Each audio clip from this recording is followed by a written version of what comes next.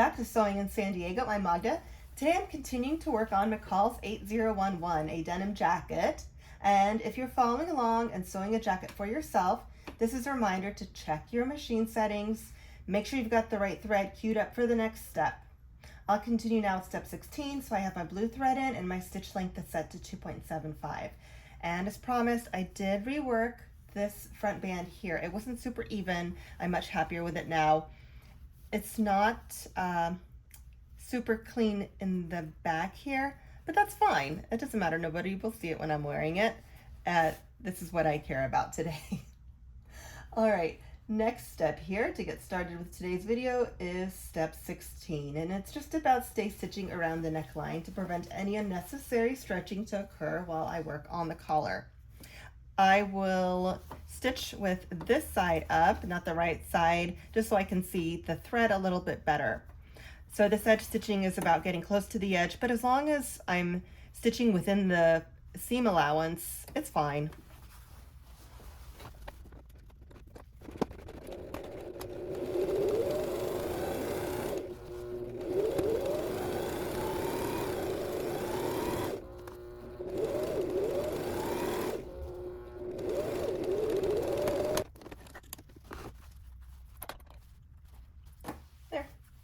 It's an easy step.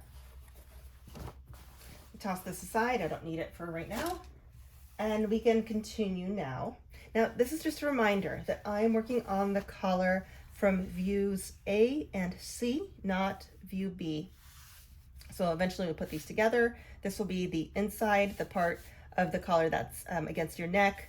This will be the back that flops down towards your back.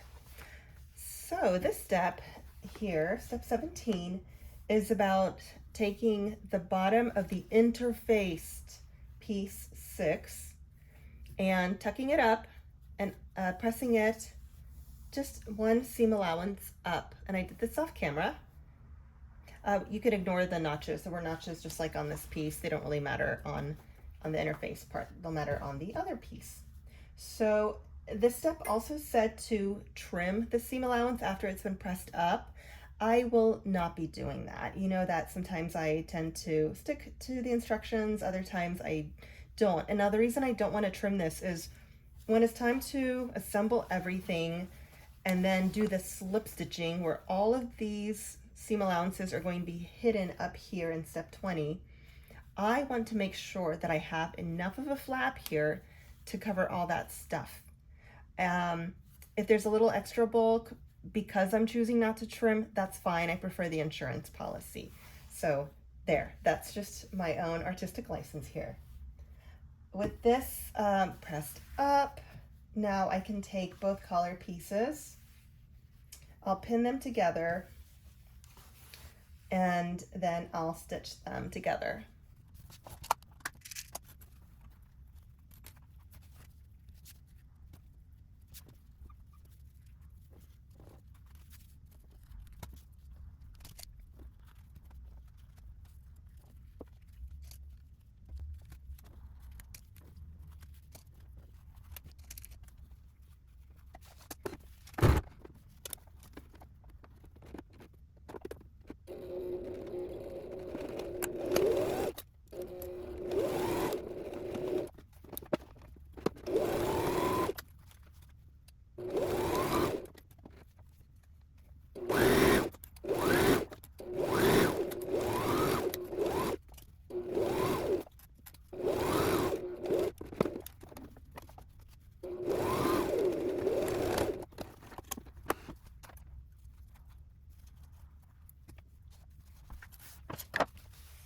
So once I have these together, I just trim around. I'm going to leave a little bit of extra here in this area and here, just for now, and I'll trim later if I need to. The point of this trimming really is to reduce the bulk around this corner so that when we go to turn, it's a lot easier and it doesn't all end up in one spot.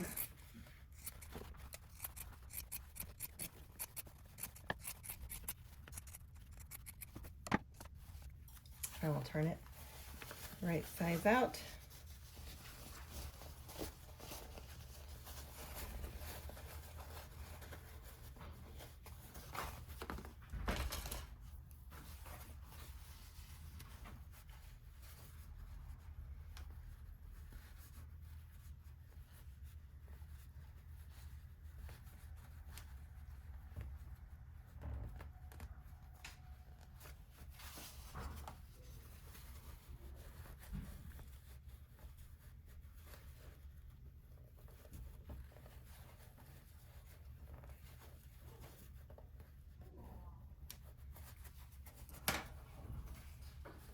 Okay, I will walk this over to my ironing board. I'll give it a good press, and then I'll resume with the next step.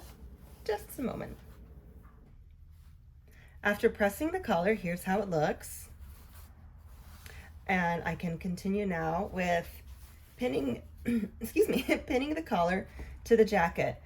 I see that there are a couple of notches where I need to line things up between the collar and the jacket, but there's one thing that I noticed isn't indicated with a notch, and that's the center. So let me find the center of the collar and also of the jacket. I think those are important points to start with. I always begin with these centers.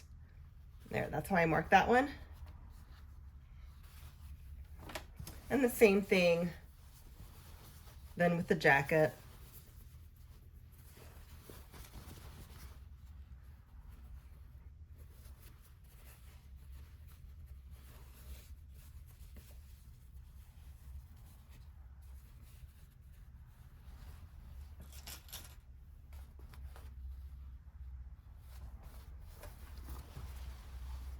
So right sides together, and the collar should be down like this so that the interface part is tucked in on top of everything. Uninterfaced part is what will match up here with the jacket. And then the rest of it. I like to line up the ends here.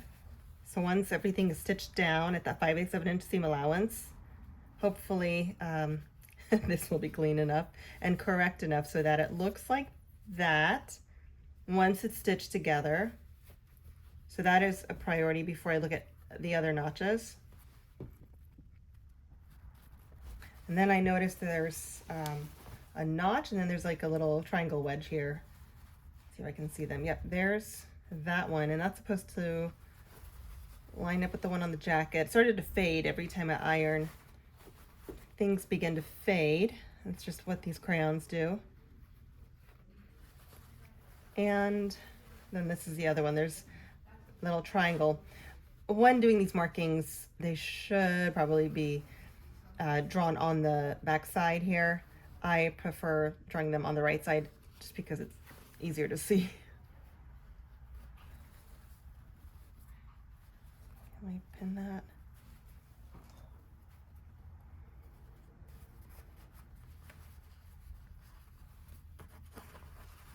And this requires a little bit of fussing around. You know, the human body's not straight lines, it's curvy around the neck. So if it feels a little bit funny, that's okay. Mess with it until it feels like it's flush. And I may redo this pin. I will redo this pin.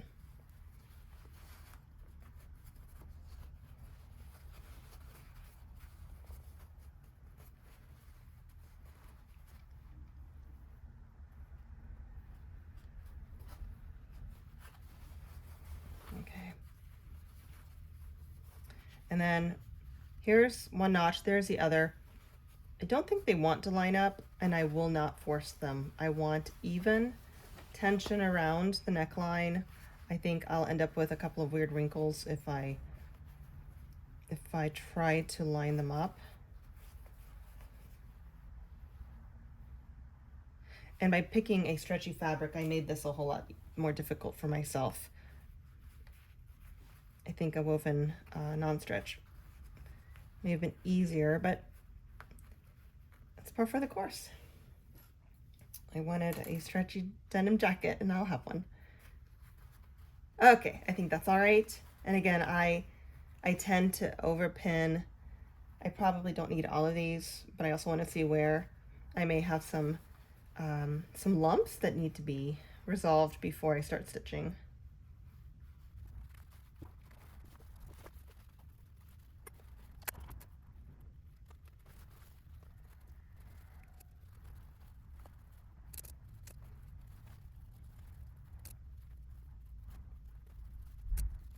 That one just to keep everything lined up here flat.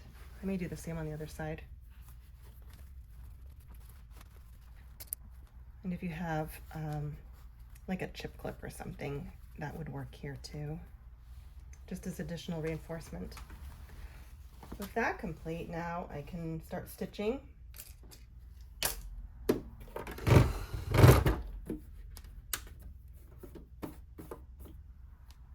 And I've still got my blue thread in. I've still got my stitch length set to 2.75. And then when getting started, I find this the most difficult part. Once I get going, it's a pretty quick sew until I get to the end again where we see the mirror image of this. So right now I like to focus on making sure that this doesn't get caught up in the stitch lines. I really want to start right there. I hope that's okay to see. Again, everything is just one dark blue. And just keep to a 5/8 inch seam allowance. Then when this is all done,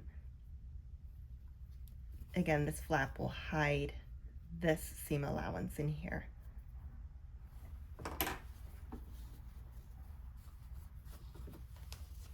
And the other tricky part is keep in mind that the jacket itself has a tendency to bunch up. Again, these aren't straight lines. Now we're constructing a three-dimensional garment. So I try to keep my fingers on the back here with my left hand usually, just feeling for any wavy bumps that I need to keep trying to flatten out as I go.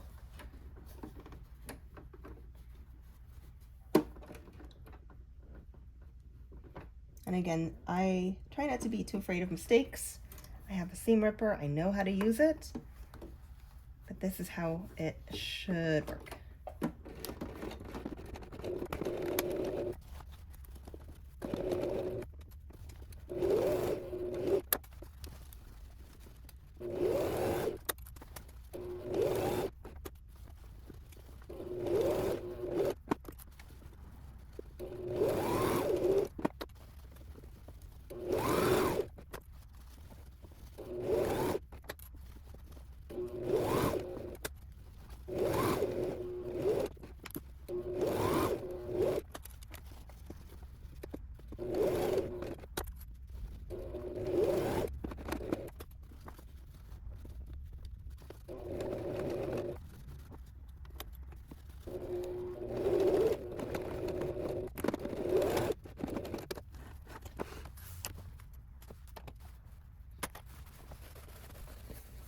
Okay, no wrinkles. Yay. That's not always the case. Sometimes I go back and I will redo a little spot in the middle somewhere if I'm not happy with it. Cool, so that's good.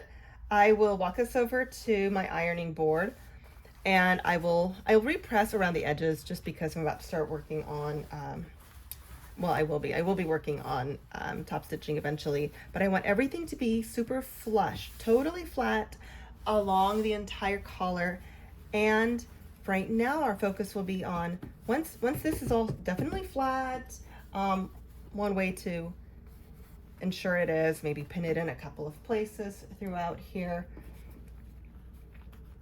And then at the ironing board, I'll be pressing this. Yes, I've already pressed it once, but remember how I talked about using that flap here, I'm calling it a flap, to hide this seam allowance? I actually have a little extra now. I could roll it under a little bit more. Okay, don't tell anyone I'm about to apply some moisture here. Okay, there. Tuck it under a little more.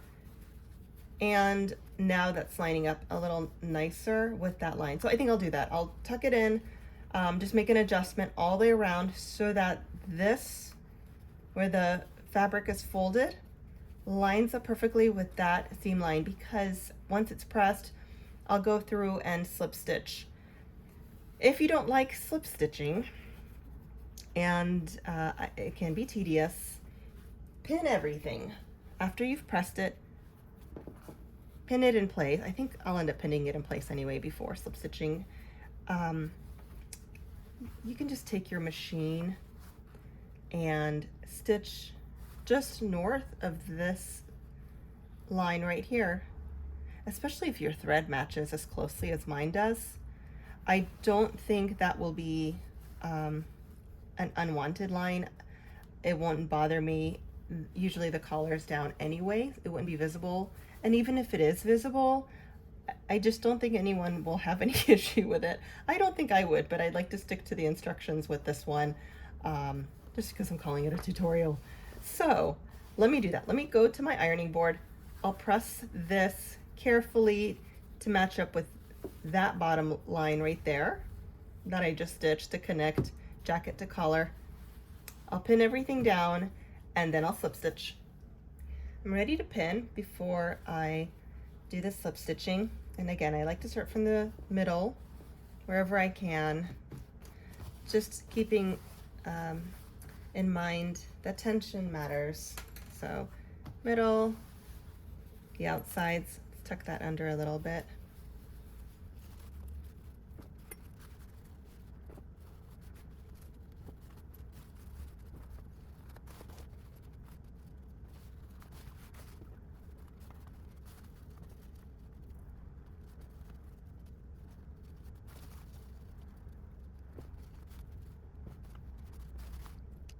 With everything pinned in place, now I can grab my needle if I can lift it up off the table there. And once again, I have a comically long piece of thread here. And I'll slip stitch.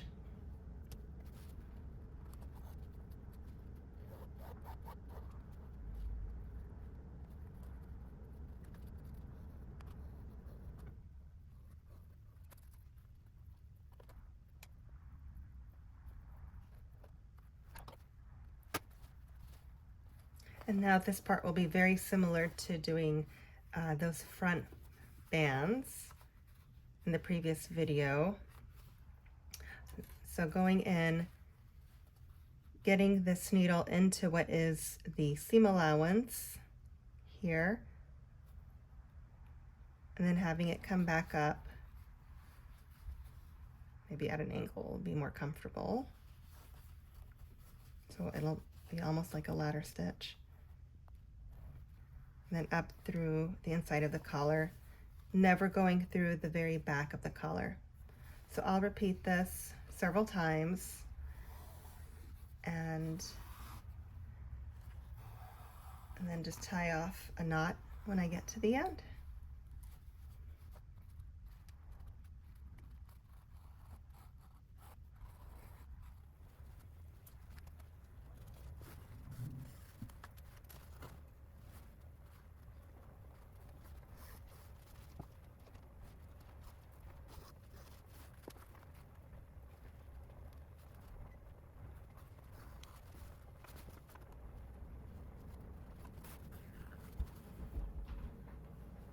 Now I'll just tie off a knot right here, a few times of that.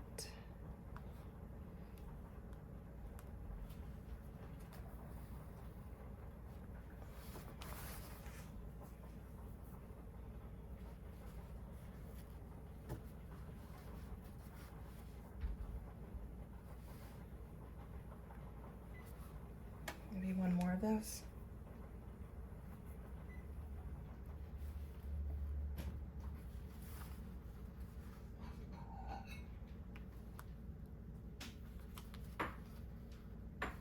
Okay, I think that's going to stay put. I'll add a little fray check to this knot and also to that very first one in the beginning. And then the slip stitching is done. Then I'll give it another press and resume with edge stitching and top stitching. So while I have my camera off, I'll go ahead and swap out the thread, remove the blue one, and put the gold thread back in. This will be the last step in this video, which is just to edge stitch and top stitch all the way around the collar. So I've placed the jacket down on the table the way step 21 indicates to, which is the right side up. If I were to stitch right now like this, then once I put the jacket on, turn the collar down the way I actually would, then what I would see here is the back side of the stitching, which will look something like that, and it wouldn't match what the rest of the jacket has. So I won't be doing that. I will be top stitching this side of the collar, not this side of the collar.